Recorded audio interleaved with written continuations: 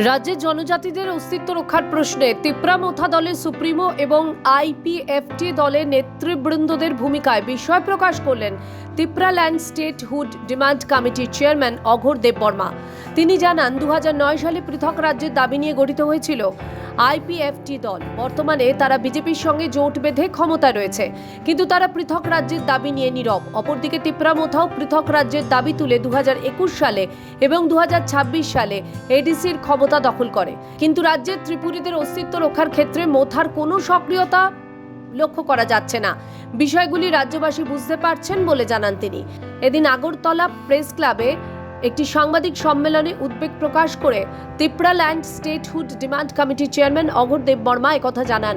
তিনি জানান, যেভাবে বাংলাদেশ থেকে অনুপ্রবেশের ঘটনা ঘটছে তাতে অল্প কিছুদিনের মধ্যেই রাজ্যের জনজাতিরা শূন্যের কোঠায় নেমে আসবে। তাই অস্তিত্ব রক্ষার তাগিদে এখনই এডিসি এলাকাকে নিয়ে পৃথক রাজ্যের দাবিতে সকলকে সরব হওয়া উচিত বলে মনে করেন তিনি। পৃথক রাজ্যের দাবিতে সকলকে ঐক্যবদ্ধ হওয়ার আহ্বানও জানান অঘোর দেববর্মা।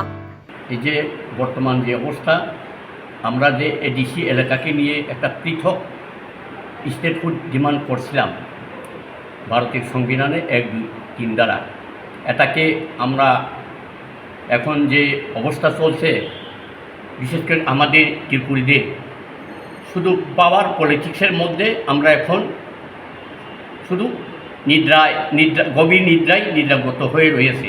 সে কারণে আমরা এখন জাগরিত করার জন্য, আবার জনগণের কাছে আহ্বান করার জন্য আজকে আমরা এখানে বসলাম। ত্রিপুরা থেকে দেবাশিস বোসের রিপোর্ট, সিএন ত্রিপুরা।